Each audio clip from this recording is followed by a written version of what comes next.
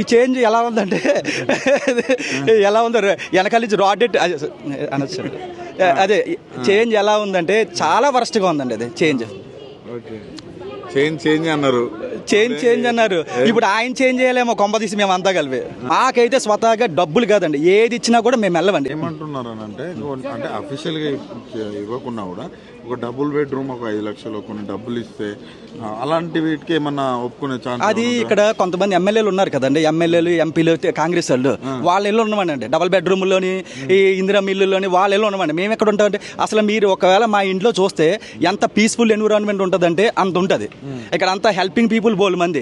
మేము అసలు వెళ్ళమండి, మాకు అసలు కాన్సెప్ట్ లేదు. మీరు ఏదైనా 400 ఫ్యామిలీస్ అడ్డంగా నిలబడిపోతామండి. ఏ రాజకీయ వాళ్ళు వచ్చినా కూడా మేము అసలు ఇక్కడి నుంచి వెళ్ళే ప్రసక్తే లేదు. 2012 నుంచి ఉంటున్నామని అంటున్నారు.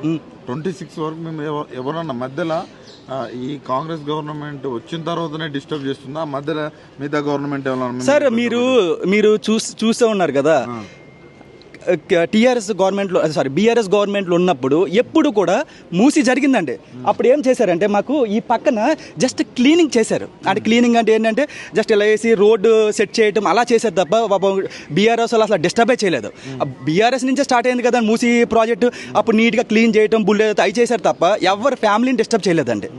అంటే ఇంత జరుగుతుంది, కేంద్రంలో అధికారంలో ఉన్న పార్టీ బీజేపీ వాళ్ళు ఇంతవరకు మాట్లాడకపోవడాన్ని ఎట్లా చూస్తారు సార్? ఇప్పుడు ఇది కాంట్రవర్సీ అండి. ఇది మాకు తెలుస్తుంది, కానీ ఇప్పుడు నేను పబ్లిక్గా చెప్పగలనా లేదనే తెలీదు. కానీ ఇక్కడ సంథింగ్ ఏదో ఉందండి. నేను పబ్లిక్గా చెప్పలేను. బీజేపీ కాంగ్రెస్కి రిలేషన్ బ్యాక్ ఎండ్లో నడుస్తుందేమో అని నాకు అనిపిస్తుందండి, అంతే. ఇదంతా చూస్తే BJP also supporting to Revanth Reddy అని అనిపిస్తుంది. అంటే ఎందుకు అసలు రేవంత్ రెడ్డికి ఈ ప్లేస్ల పైన వీటిపైన ఎందుకు ఆయనకు అంత అంటే సార్ నా అభిప్రాయం చెప్తాను ఉన్నాడు సార్. ఇది ఒక ప్రాజెక్ట్, అంటే ప్రాజెక్ట్ వచ్చిందంటే ఆటోమేటిక్గా నీకు మనీ అన్నది మనకి అవుతుంది. ఇప్పుడు for suppose 1 lakh crores project అన్నారు.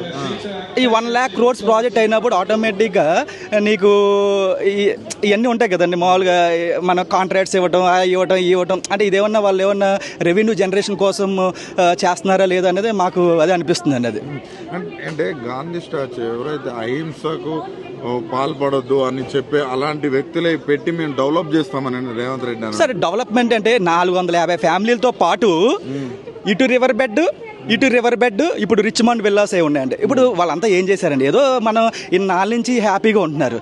ఇది అసలు నిజంగా చెప్పానంటే ఇది తొగ్లక్ చర్య అండి, 100% తొగ్లక్ చర్య. గాంధీ మీద మాకు గౌరవం ఉందండి. మేము October 2 వేస్తాం.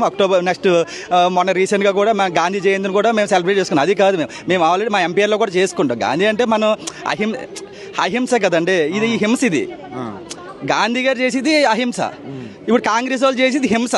మేము ఎన్నాళ్ళ నుంచి బాధపడుతుంది తెలుసండి, 1.5 year నుంచి ఎంత మానసిక ఒత్తిడి తెలుసండి.